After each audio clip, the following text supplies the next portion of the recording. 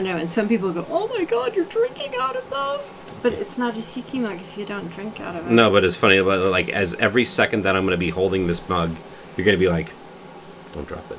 Don't drop it! If you drop that, you're never coming back here, Ray."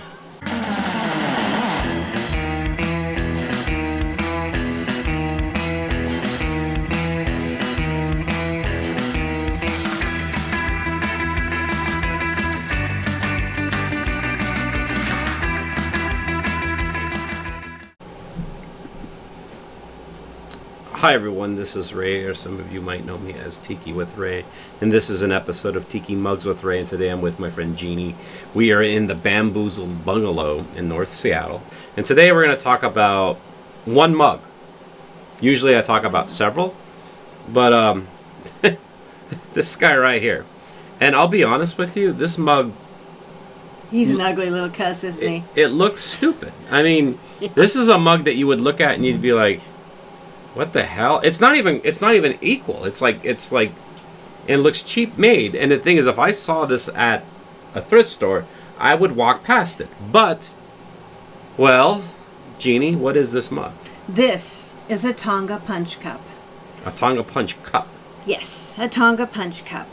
And they are, I think, considered to be one of the holy grails of the ancient Tiki Appreciation Society. And this would be the Tonga Punch Cup. The Tonga Punch Cup. And this is the tome in which I found it when it was newly published in 2003. Yeah. Back before the dawn of time and the wheel, according to the newest wave of Tiki. So this is a book by Duke Carter. Yep. It is out of print, but I've heard that there's one or two that are still available if you go hunting for it. Yeah. And he took his personal collection with the help of Sven Kirsten and a number of others, and he put it in print. And the rest of us were all very grateful because we didn't have a lot of the internet stuff and that in the first couple waves of Tiki. Wow. So there's a Trader Vic mug. yes, so this is one of the earliest used by Trader Vic and a couple of the other old makers, but Trader Vic was the one that actually gave it a drink. So why is it so ugly looking? So it was a minimalist mug. You know what? It doesn't even say Trader Vic anywhere on it. No, it doesn't say anything. That's right. So there are two settings of this mug, and as you can see in the picture, there's this really dark green guy. None of the glazes for this guy are really regular. So you've got a greenish blue one. You've got this powder blue. You've got almost a whitey blue. Yeah. And they were all made, and some have the mark on the bottom that says Hawaii, and then a couple of initials on it, and some are flat, and it looks like somebody made them in their backyard. That's what it looks like. It looks like a failed high school project. Yes, pretty much. So it's considered the most minimalist of the mugs. And it is just stripped down to the bare elements. It was considered a modernist thing because you had to have your primitive modern. It's a Picasso thing. There was a whole movement on it. And this one was designed by Dan Cosina at Polynesian Pottery. Hey, Dan. And this is before he and Gary Nelson. Is he still alive? I haven't Googled him. I hope you're still alive. You made cool stuff. Yeah, hey Dan, I hope you're still alive. And before if not, this message is going to heaven. Yeah, and then he and Gary Nelson joined together to create Daga. And you would all, if you collect old mugs, recognize Daga because they turned out all those Hawaiian brown surfer mugs, and we could do a whole episode on just Daga. Did you find these both together? I did. So you must have paid a lot of money for them. Oh, it was terrible on my pocketbook. So in the old days, we didn't have eBay before the wheel. We went to things called estate sales and thrift shops and junk shops, real junk shops, the ones that smelled, and you had to have that whole aesthetic of going through somebody else's junk. Yeah. So I'm going through a mid-century house somewhere over in Crown Hill in Seattle. Yeah. And I come through their bar, because they actually had a bar. It was teakified out. Really? And all their stuff was all laid out, and there were really cool mugs, and there were a few other things, and then there were these. And I was like, well, I'm not seeing a whole lot of tiki today, but they're mugs, and I should really just take them home. And Tom's like, those are got to be the ugliest thing I've ever seen. How could you possibly want that? And I'm like, well, How, is that exactly how Tom said it? How could you possibly want that? Tom, was that how you said it?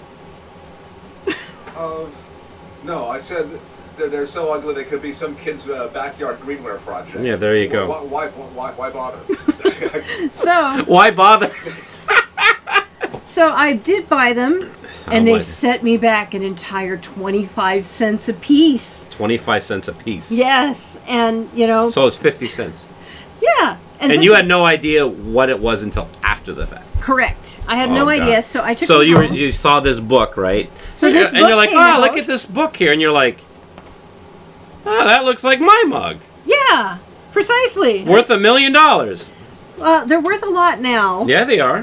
They're a really rare creature, probably because they were so ugly. Most people got rid of them. They probably threw them away. Yeah. So there's me and about 4 other guys, I think, on Ooga Mooga who own them, and they have a drink that goes with them because it was one of the first big deal drinks that Trader Vic ever made. So he's most famous for the Mai Tai. Went to court over it and everything to prove that he was the inventor of the Mai Tai. Yeah. But before that, he came up with what the Hollywood set wanted to swill all night. So he created the Tonga Punch Cup. Before you tell, what book is this? So this is another ancient relic. Trader Vic's Book of Food and Drink. So he created the Tonga Punch Cup, and it was one of his first biggies that everybody asked for. Tonga Punch Cup. Mm-hmm. So what's in this Tonga Punch Cup? The Tonga Punch Cup. Well, we have a small recipe here for 25 people. Well, looks like we got our work cut out for us. So what's in this thing? It's 2 bottles of light rum, Okay. and he gives you actual brands that he thought were the thing at the time. A light rum. So what's the light rum? So a light rum for him is a Ron Morito, a Boca Chica, or a Brugal. And the Brugal is that lovely one that has all of the netting over the bottle. Okay. 12 ounces of brandy, 12 ounces of curacao. Now, this is the one you need the syrupy one for. Yeah. So there are also dry curaçaos out there now, but that's another video. Yeah. And so he's suggesting De Cooper or one of the old standard brands. But remember, in the time period, they weren't as sweet as even they're being made now. Okay. So then 12 ounces of passionola, a quart of lemon juice, 1.5 pints of orange juice, and 6 ounces of grenadine, which ties into what you were doing the other day. Yeah. You blend that well over cracked ice, and you pour it over a single large piece of ice in a punch bowl. And then you would ladle out from that. So they would bring that big bowl out to the table, and then everybody would get one of these. Okay. And then you would dole it out through your party. And so there's pictures in the old books of people sitting around these gigantic round tables, and in the center is one of these punch bowls. This sad. I know, it's a sad little sack. Because I can't see anyone even back then being like, oh wow, this is so cool. And people are like, yeah, all right. But you got to remember. Is there alcohol in it? Sure. At this time, you got to remember that Trader Vic he'd invented himself as Trader Vic. He's really Vic Bergeron. Yeah. That wooden leg of his was because he has tuberculosis as a kid. Because he's a pirate. And so, he could unscrew it and bang it on things or have people shoot darts into it for fun. He was a showman, a complete, total showman. So when he converted Hinky Dinks, which was his original place, which was kind of like a weird trapper's sort of retreat, into the very first Trader Vic's. He went all out, and he got his props from Don Beach, because Don Beach had made his living traveling through the South, the French Polynesia, and picking up stuff after the war and shipping it home to these big warehouses. Wow! And kind of like the guys that are now Oceanic Arts. He would sell stuff off or rent stuff out and stuff like that. So Vic got most of his interiors from Don Beach. That's awesome. From Don the Beachcomber. So your husband Tom is going to make us one of these drinks, right? Yes. So I guess we'll have Tom make us one of these, and then we'll try it out and see how it goes. Okay. So here we go, Jeanie. This is what year is the recipe? This is the 1946. This is the 1946 Tonga Punch Cup. All right, so we're going back in time here. Thanks, Tom, for making these drinks. Oh, you're welcome. I love it. So, Tom, did we do the modern one or the young one for when we had the Tiki tour come through? That was the old one. It went very well when the Seattle area Tiki tour came to the Bamboozled Bungalow. We offered everybody a drink and a mug. Wow. And this was the drink we put out. This is great. It's very, I love it. What's neat is there's no apricot in this at all, but it has an apricot aftertaste. Yeah, I was going to say, like, it almost tastes like there's like a peach or passion fruit. No, this is very good. Well, I can't wait till we try the next one. I know, and we'll be We're moving from we're going to be moving from the 40s to the 90s. Was that other book out in the 90s? I can't wait. It's like we're time traveling through alcohol. Well, I could think of worse ways to time travel. That doesn't make any sense. So there's two different recipes for this drink. And we did the first recipe, Yes. the old school 1950s recipe. But then there's a new version of it. Yes. And what book is that? So this is the Trader Vic empire has continued with his heirs. And Trader Vic's Tiki Party. So they continue to publish new things and do new things. You know, and it's funny. launch new restaurants. I actually got this book out of the library. They have it at the library. So there's another recipe for the Tonga There Punch. is. Let's see what it is. What's this one? So they changed it as they go forward because people's tastes change, and hey, if you add or take out ingredients, guess what? You can recopyright it. Oh, that's the secret then. So what's in this one? In this Tonga Punch is so they know their history because this is the Bergeron family. The first rum drink ever made at Trader Vic's, and hands down a favorite of Trader's daughter, Bonnie. Hey, Bonnie. Hi, Bonnie. We love your dad. He Is was she- awesome. Is she still alive? I don't know. Bonnie, if you're still alive, hello.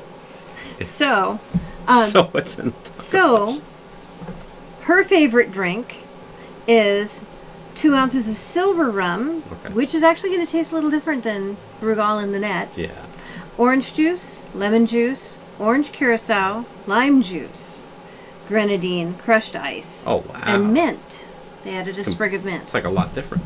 Yeah. So why do you think they changed the recipe just for taste, for palates? Well, some of the rums that Trader Vic used in period are not available Oh, yeah, that's anymore. true. They're gone.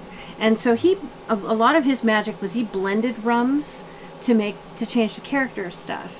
And so now we use other ingredients to kind of squeeze things one way or another. Yeah.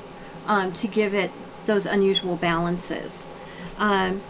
And people's tastes change. People like things sweeter now. People like things not quite as alcohol forward. Yeah.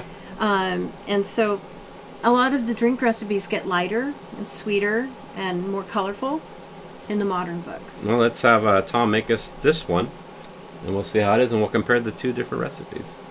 Yeah. Let's get drunk. Woohoo! That's the point of all this, isn't it? It's A the- fancy way to... It's the only point. Right. So we're going back to the future Back to the Future. via alcohol. So this is the 90s? 2005 The 2005 Trader version Vic's Tiki Party book. of... Yep. And this is the modern This is the style modern version. Tonga So let me Punch see how this tastes.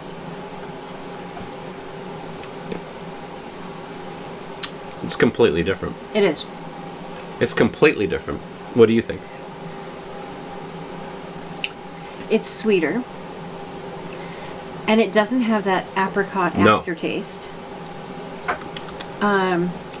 This tastes a little sour, a little more sour than the other one. Well, Yeah. this one's definitely, it's sweeter, but in a different way. I like this one better. So, this one's not as complex as this one is. Yeah. So, friends and family out there, if you're thinking about making the Tonga Punch, Look for the recipe from the original Trader Vic's book. From 1946. Yeah. You probably also would find it inside Beach Bum Berry's book. Let me I see believe it's in the Grog Log. Let me see if I can bind both.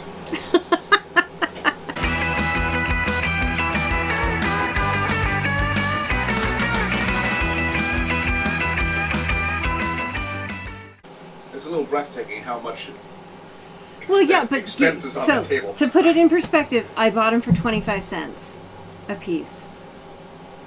All right. So, you know, and that's how I keep it in my head. You know, Jeannie's that pie in the sky value is not, you know, not what you bought them for. You bought them for 25 cents. So if something bad happens to them, yeah, sure, you'll feel bad, but you know, think of all the joy you got for 25 cents. Yeah. Hey gang, this is Tiki with Ray, and I just want to say thank you very much for checking out my video. I hope you enjoyed it. And if you want to see more episodes, click on the subscribe button. And if you liked the video, give it a like. That would mean a lot to me. And if you have any comments or suggestions, please leave a comment in the comment section below.